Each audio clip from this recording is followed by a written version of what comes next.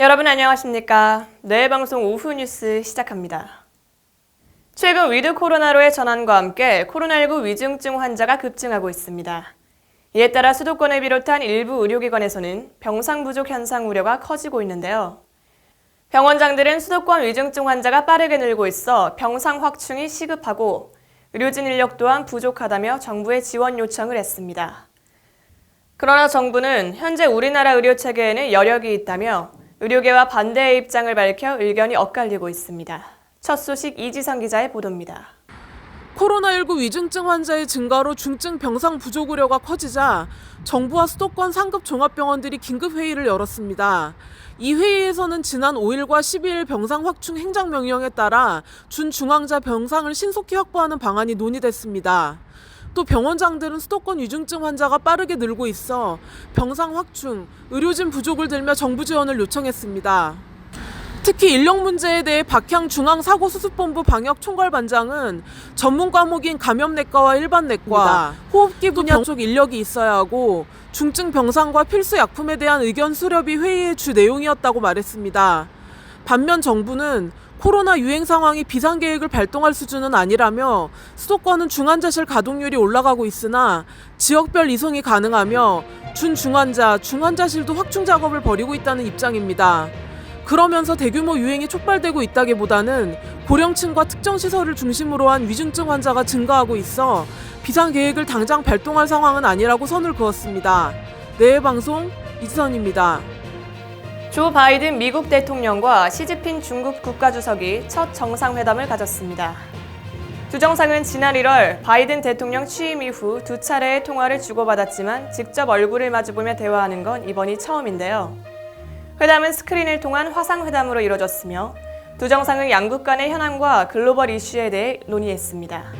이날 바이든 대통령은 각국의 지도자로서의 책임은 양국의 경쟁 관계가 의도 여부와 상관없이 충돌로 흐르지 않도록 하는 것이라며 솔직한 대화를 나누길 희망한다고 말했습니다. 또 분명하고 솔직하되 이해가 일치하는 지점에서는 함께 일하는 것이라며 협력의 필요성을 강조했습니다.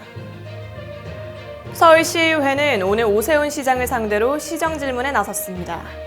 시의회 앞에서는 시민단체들이 잇따라 기자회견을 열고 서울시의 예산 삭감을 규탄했는데요.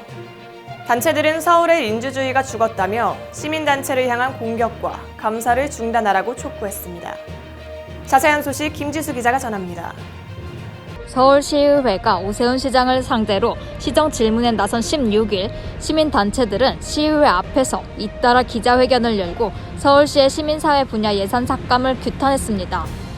서울시 마을법인협의회, 서울시민사회 네트워크, 서울마을활동가연대, 서울마을자치센터 연합은 이날 기자회견에서 오세훈 시정으로 서울의 민주주의가 죽었다며 시민단체를 향한 공격과 감사를 중단하라고 서울시에 촉구했습니다. 단체들은 오 시장이 시정을 전군대적 관료주의로 퇴행시키고 있다며 서울시는 시민참여 예산 삭감을 철회하고 주민자치회 정책을 강화해야 한다고 주장했습니다. 앞서 서울시 노동센터 협의회도 내년 노동센터 예산 원상 회복을 촉구하는 기자회견을 열었는데요. 협의회는 자치구 노동자 종합지원센터는 정상적 운영이 불가한 수준으로 감액돼 해고와 감원까지 우려되는 정도라며 서울시는 예산을 당장 복구해 센터 운영을 정상화해야 한다고 주장했습니다. 네, 방송 김지수입니다. 최근 차가운 바람과 함께 건조한 실내 공기 때문에 목이 붓고 피부 트러블이 나는 등의 현상이 쉽게 나타난다고 합니다. 때문에 이비인후과와 피부과를 방문하는 환자도 급격하게 증가했다고 하는데요. 병원 치료는 일시적으로 효과가 있을 수는 있지만 대부분은 결국 또다시 재발한다고 합니다. 이 같은 계절성 질환은 생활 습관으로 미리 예방하는 것이 최선이라고 하는데요. 물을 자주 마시는 간단한 습관만으로도 겨울철 환절기 질환을 효과적으로 예방할 수 있다고 합니다. 오늘부터 함께 바꿔볼까요? 뉴스 마치겠습니다. 시청해주신 여러분 고맙습니다.